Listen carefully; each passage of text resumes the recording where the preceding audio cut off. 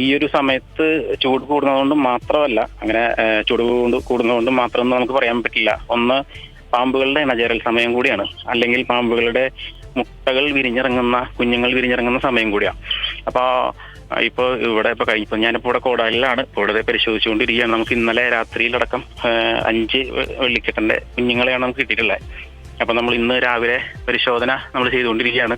അപ്പൊ നമുക്ക് നമ്മുടെ ഒരു ഒബ്സർവേഷനിൽ നമുക്ക് മനസ്സിലായിട്ടുള്ളത്, ആ ബാത്റൂം അല്ലെങ്കിൽ ആ ബാത്റൂമിനോട് ചേർന്നിട്ടുള്ള ബെഡ്റൂം, ആ പരിസരങ്ങളിൽ നിന്നാണ് പാമ്പിനെ കിട്ടിയിട്ടുള്ളത്, പാമ്പ് കുഞ്ഞുങ്ങളെ കിട്ടിയിട്ടുള്ളത്.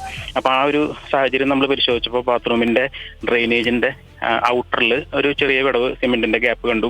അത് നമ്മൾ അതിൽ കൂടെ വെള്ളം പമ്പ് ചെയ്ത് നോക്കുമ്പോൾ നേരെ എന്താ പറയാ, വീടിന്റെ പുറത്ത് പിറ്റ്, അതായത് നമ്മുടെ സെപ്റ്റിക് ടാങ്ക് ഒക്കെ ഇരിക്കുന്ന ആ ഒരു സ്ഥലത്ത് നിന്നാണ് നമ്മൾ പരിശോധിക്കുമ്പോൾ അവിടെ കരിങ്കൽ തറയുടെ വിടവുകൾ കാണുന്നത്.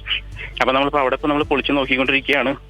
ഇപ്പോ നമുക്ക് നിലവിൽ 5 കുഞ്ഞുങ്ങളെ കിട്ടിയിട്ടുണ്ട്. സാധാരണ വെള്ളിക്കെട്ടൻ പാമ്പുകൾ 10 മുതൽ 15 വരെ മുട്ട ഇട്ടേക്കാം.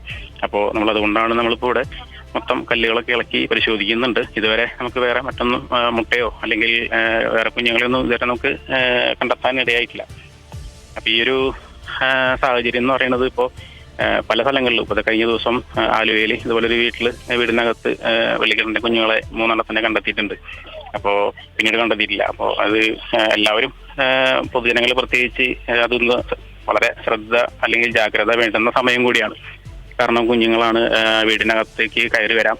ഇതുപോലുള്ള എന്തെങ്കിലും നിസ്സാരമായി നമ്മൾ തള്ളിക്കളയുന്ന ചെറിയ വിടവുകളോ അല്ലെങ്കിൽ വാതിലിന്റെ ഗ്യാപ്പുകളോ, അതല്ല അല്ലെങ്കിൽ ജനലെ തുറന്നിട്ട് നമ്മൾ ഈ വള്ളിപ്പടർപ്പുകളോ അല്ലെങ്കിൽ അതുപോലുള്ള ചെടികളോ വീടിനോട് ചേർന്ന്, മതിലിനോട് അല്ലെങ്കിൽ ചുവറിനോട് ചേർന്നൊക്കെ നമ്മൾ വെച്ചുപിടിപ്പിക്കുമ്പോൾ അതുവഴിയും പാമ്പ് അകത്തേക്ക് കയറാം. അപ്പൊ പൊതുജനങ്ങളോട് പ്രത്യേകിച്ച് ഈ സർപ്പ ടീമിന് പറയാനുള്ളത്, ഒരു കാരണവശാലും പാമ്പുകൾക്കോ അല്ലെങ്കിൽ അതുപോലുള്ള ചെറിയ ജീവികൾക്കോ വീടിനകത്തേക്ക് കയറാനൊരു അവസരം നമ്മൾ കൊടുക്കാതിരിക്കുക എന്നുള്ളതാണ്. അതുപോലെ തന്നെ വീടിന്റെ ചുറ്റുപാടും ഈ നേരത്തെ പറഞ്ഞ പോലെ തന്നെ കരിങ്കൽ തറകളുടെ വിടവുകളും അല്ലെങ്കിൽ അതുപോലുള്ള ചെറിയ മാളങ്ങളൊക്കെ ഉണ്ടെങ്കിൽ അതൊക്കെ പ്രോപ്പറായിട്ട് സിമെന്റ് വെച്ച് അടയ്ക്കുക എന്നുള്ളതാണ്.